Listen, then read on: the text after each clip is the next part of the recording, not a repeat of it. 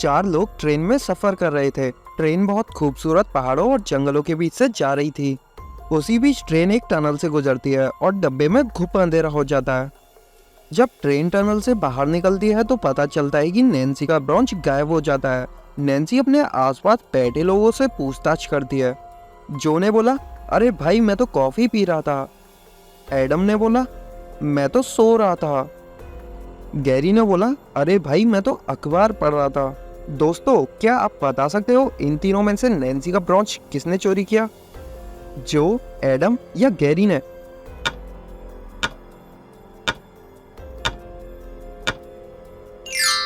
इसका आंसर है Gary. Gary चोर है। ट्रेन टनल से बाहर निकलने के बाद गैरी ने अखबार उल्टा पकड़ा हुआ था।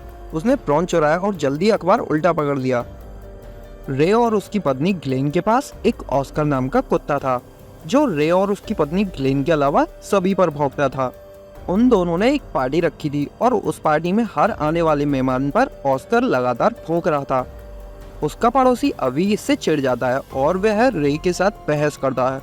ये कैसा डॉगी पाल रखा है तुमने? ये हर किसी पे भौंक रहा है, इसको शांत करा लो। अगले ही दिन रे की हत्या हो जाती है। उसके बाद पड़ोसियों को जोर की आवाज और उसके बाद पिस्तौल चलने की गूंज सुनाई देती है। मेहुल घटनास्थल पर पहुंचता है और उसे पता चलता है कि ऑस्कर पार्टी में आने वाले हर मेहमान पर भौंक रहा था। मेहुल सभी से पूछताछ करता है। रे की पत्नी ने बोला, मैं आज सुबह बाहर गई थी, इसलिए मुझे कुछ पता नहीं। अभी ने बोला, हाँ भाई, मुझे रे की चीखने चिल्लाने की आवाज सुनाई दी तथा उसके बाद मुझे बंदूक चलने की गूंज भी सुनाई दी। मेरी रे के साथ लड़ाई जरूर हुई थी, परंतु मैंने उसकी हत्या नहीं की।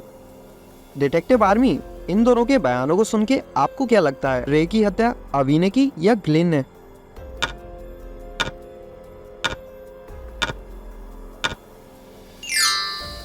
पड़ोसियों ने रे की आवाज और बंदूक चलने की आवाज ही सुनी थी, ऑस्कर के भौंकने की नहीं। अगर कोई नया व्यक्ति होता तो ऑस्कर उस पर जरूर भौंकता, यानी कि ग्लेन झूठ बोल रही थी। अपने पति की हत्या ग्लेन ने की थी। शहर में एक बहुत बड़ा इलेक्ट्रॉनिक कारों का शोरूम खुला था। इलेक्ट्रॉनिक कारों को देखने के लिए शोरूम में लोग आ रहे थे। रिचर्ड्स और केन भी वहां पहुंचे।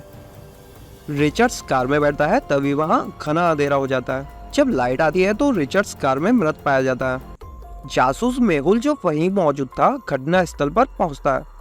अच्छी तरह जांच करने के बाद मेहुल को 3 लोगों पर शक होता है। केविन ने बोला, मैं बैंकर से लोन की बात कर रहा था। मैनेजर ने बोला, सर मैंने रिचर्ड्स को कार की कीमत बताई और मैं दूसरे ग्राहक के पास चला गया।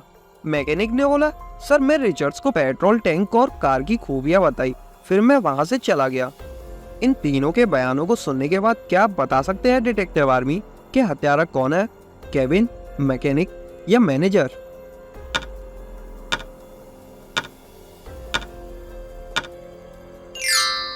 मैकेनिक पेट्रोल टैंक के बारे में कैसे बता सकता है, जबकि कार तो इलेक्ट्रॉनिक है? तो इसका मतलब दोस्तों, रिचर्ड्स की हत्या मैकेनिक ने की थी। ओलिविया हमेशा अपने पति पर शक करती थी कि उसका किसी और के साथ अफेयर है। एक दिन वह उसका रेस्टोरेंट तक पीछा करती है। अंदर जाने पर वह देखती है कि उसका पति किसी और लड़की के साथ बैठा है और लड़की की पीठ उसकी तरफ होने की वजह से उसका चेहरा नहीं देख पाती। जल्दी उसका पति रेस्टोरेंट से बाहर निकलता है तो ओलिविया छुप जाती है। रेस्टोरेंट के अंदर जाने पर ओलिविया को 3 लड़कियां नजर आती हैं, जो उसके पति के साथ बैठी लड़की जैसी ही दिख रही थी। तीनों लड़कियों को देखने के बाद क्या आप पता लगा सकते हैं डिटेक्टिव आर्मी कि वह लड़की कौन थी जो उसके पति के साथ बैठी थी? ए, बी या सी?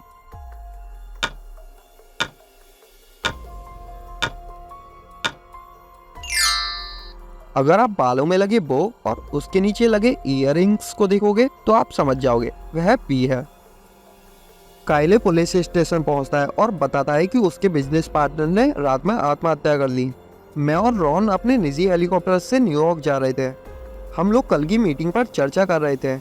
थोड़े समय बाद मैं वॉशरूम में चला गया और जब मैं वापस आया तब रॉन नहीं था। हेलीकॉप्टर का दरवाजा भी खुला था। मुझे टेबल पर एक लेटर दिखाई दिया। मैंने तुरंत पायलट को वापस चलने के लिए कहा। मेहुल हेलीकॉप्टर की जांच करता है और उसे वहाँ एक लेटर मिलता है। डिटेक्टिव आर्मी, आपको क्या लगता है, ये सुसाइड है या मर्डर? दोस्तों, अपना कमेंट सोच के एंड कमेंट करके बताइए।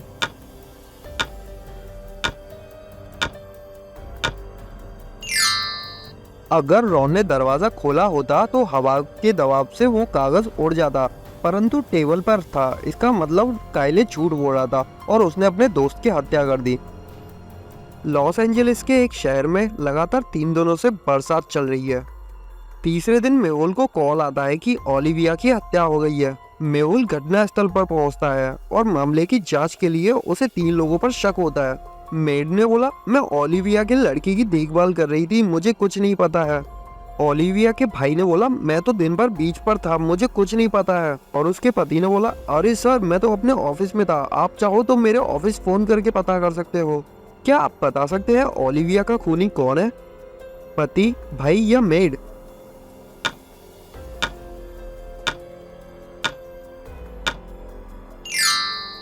ओलिविया के भाई का कहना था कि वह दिन भर बीच पर था, परंतु उस दिन तो जोरदार बारिश हो रही थी, तो वह बीच कैसे हो सकता है? वो बीच गया ही नहीं, हत्या उसी ने की है। एक स्कूल का वॉशरूम का पानी लबालब भर गया और बहने लगा। प्रिंसिपल को बहुत गुस्सा आ जाता है और वह उस बच्चे का पता लगाने के लिए क्लासरूम में जाता है। टीचर उसे बताती है कि केवल 4 बच्चे ही क्लासरूम से बाहर गए थे। केविन ने बोला, मैं स्टाफ रूम में इंग्लिश टीचर से मिलने गया था, मैंने कुछ नहीं किया। सैम ने बोला, मैं वॉशरूम गया था पर मैंने सभी नल अच्छी तरह से बंद किया था, शायद रियान ने किया होगा। रियान ने बोला, मैं जब वॉशरूम गया था तो वहां पर एक नल बह रहा था, मैंने उसे बंद किया और मैंने दूसरे नल भी चेक किए थे, शायद टैम ने किया होगा।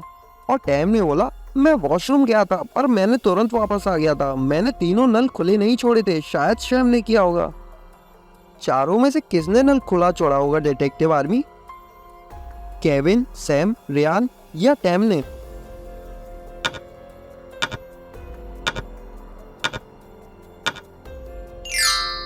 टैम को कैसे पता चला कि 3 नल खुले हुए थे? इसका मतलब टैम ने ही नल खुले छोड़े। एक गांव के पास 2 घर थे, उनमें से एक घर भूतिया था।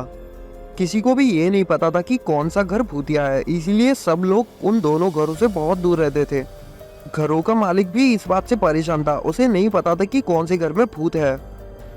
तभी उसके दिमाग में एक आइडिया आता है और वह घोषणा करता है कि जो भी उन दोनों घरों में एक रात रहेगा उसे वो 10 लाख रुपए देगा।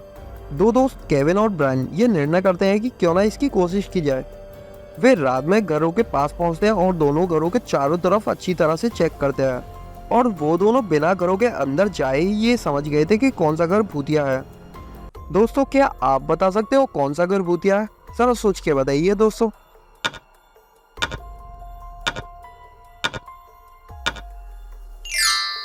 दोनों घरों में जाने वाले पैरों के निशानों को अगर आप ध्यान से देखो, वाले घर में एक निशान सीधे तरफ और एक निशान उल्टे तरफ है, यानी कि नंबर 2 वाला घर भूतिया है। दोस्तों, आज का एपिसोड होता है यहीं पे खत्म। एंड दोस्तों, एक वीडियो को क्रिएट करने में बहुत ज़्यादा मेहनत लगती है, इसीलिए इस वीडियो पे आपका प्यार, आपकी लाइक, और आपको चैनल को सब्सक्राइब करना पड़ेगा और अपने फैमिली मेम्बर्स के साथ वीडियो को शेयर करना पड़ेगा। तो बने रहिए चैनल पे।